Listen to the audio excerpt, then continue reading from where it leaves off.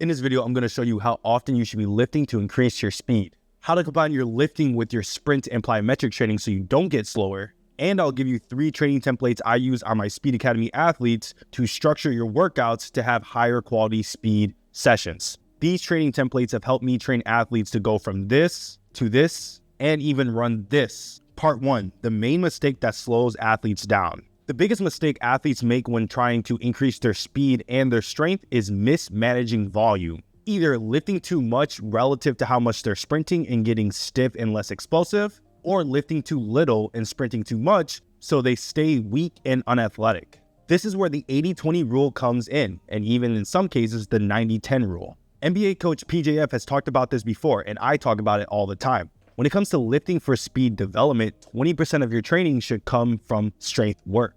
And the other 80% should be coming from sprint training, plyometric training, and force development work from jumps, med ball throws, and resisted sprints. The first thing you probably just said is, this is BS. Why is this the case? The main reason why I preach this rule is because sprinting takes place in 0.05 seconds to 0.2 seconds spent time on the ground, which means your ground contact times are under 0.2 seconds in acceleration and max velocity. And we also know that most research suggests that force is velocity specific. So if you spend time developing your strength in that 0.8 second range, but you have to sprint in under 0.2 seconds, then it might not transfer. So if you're spending too much time under heavy loads that takes you longer than 0.6 seconds on the concentric, and you're not spending enough time sprinting and doing plyometrics, you're not spending enough time developing the qualities that actually matter for speed development. So how do we structure our workouts to get stronger and faster? And to make this even possible, I'm just going to simply give you 3 training templates from the Speed Academy. These are the proven templates I've used on this athlete to go from 11.4 seconds to 10.2 seconds at 100 meter. So if you don't even want to try to program for yourself, you want me to do it all for you like I've done with many athletes before, click the top link in the description or the pinned comment to join the Speed Academy today. Template number 1 is full body 3 days a week. For the more advanced people, this is technically concurrent training and high-low model. This training template is great for beginners and intermediate athletes who need to build strength without interfering with their speed work, but they might not be the strongest athlete out there. On Monday and Friday, we focus primarily on sprinting. We'll start with acceleration sprints, follow it with high intent plyometrics, and then move on to a few key strength exercises. I like to call it the big 3. This usually means a squat variation, a hinge movement, and some type of calf raise variation. These lifts are either submaximal and heavy, so around that 70 to 80% of your 1 rep max for a few reps, or high speed lifting variations that are around that 40 to 60% of your 1 rep max. You'll notice that the sprinting and plyometrics take up most of the session, while the lifting is just stimulating the strength qualities we need. We're not trying to crush ourselves in the weight room. We're trying to use the weight room to further develop our force production qualities. Then on Wednesday, we switch things up. This is where we focus on upright sprinting and faster plyometrics and mainly isometric lifts. With isometrics, we have 2 options, either focus on max strength with isometric pushes or refine movement quality and firing patterns, or maybe even the stiffness qualities we need with isometric holds. Once again, the total lifting volume stays low, and in most of our programs, this day is actually optional. You could just walk in and do flying sprints, some bounds, and call it a day, and you don't even need to go to the weight room. If you want to get some upper body lifting, you have 2 options. You can keep this as a full body and just add 1 horizontal push or 1 horizontal pull, or you could do option 2. Now we're going to turn this training template to upper lower body split. Tuesdays and Thursdays, we have upper body lifting days. This really doesn't interfere with your sprinting at all, so I don't really count them towards the lifting to sprinting ratio. So anything you do with your upper body, I wouldn't add that to the percentage of lifting of plyometrics to lifting ratio.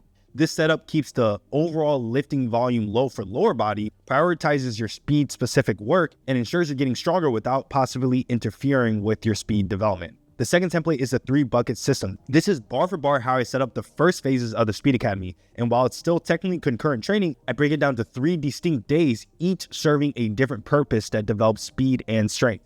For template 2, the athletes that this works for is usually beginner to intermediate athletes, multi-sport athletes who are beginner to intermediate, and usually track and field, soccer, and football athletes will see great gains from this training template because they need physical development, they need technical work, and they need high speed development for their sport. On Monday, we focus on what I call the physical bucket. This means your normal sprint training, a few plyometric movements, and then a good amount of lifting. Compared to the rest of the week, this is the day where we're going to do our heavier strength work, and the overall sessions is slower in velocity. Then on Wednesday, we hit the technical bucket. This day is all about high volume, extensive plyometrics, and sub-maximal sprinting that focus on developing your mechanics naturally.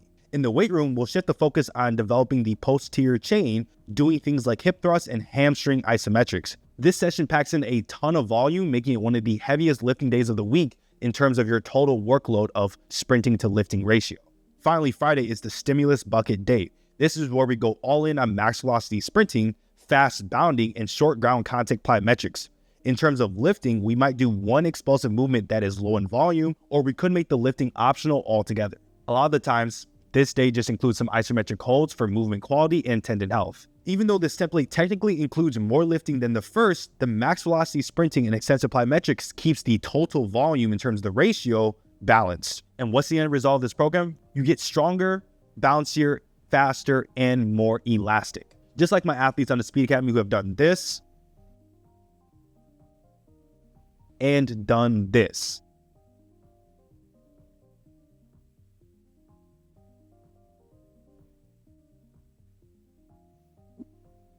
And we want me to give you a free ankle stiffness program that develops your ankle strength, your speed, and your stiffness, very similar to this training template from the first phase of the Speed Academy. Click the link in the description and we'll give you something for free. Template number 3 is contrast training. This is the most popular template I use in the Speed Academy, and I use it in phase 5 through 8. This training template is one of the best ways to break through athletic plateaus while keeping the training fun. For this third template, another athlete this works for is specifically jumpers and multi-directional sports, stuff like football, basketball, and soccer.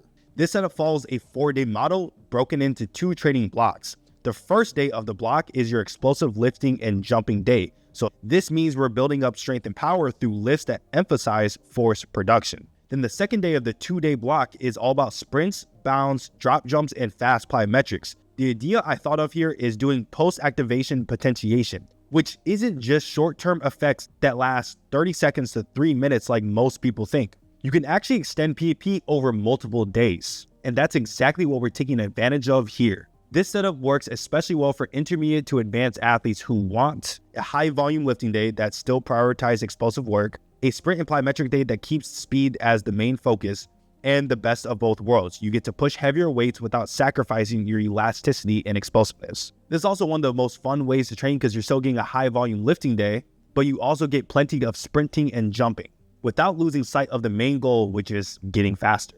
But now that you know how to structure your workouts to get stronger and faster, you need to know what type of lifts you should be doing to increase your speed. So make sure you watch this video right here to learn the best lifts for speed development. If you want me to program the best lifting, plyometrics, and sprint training to increase your explosive speed this year, then click this link right here or the top link in the description of the pinned comment to join the Speed Academy today.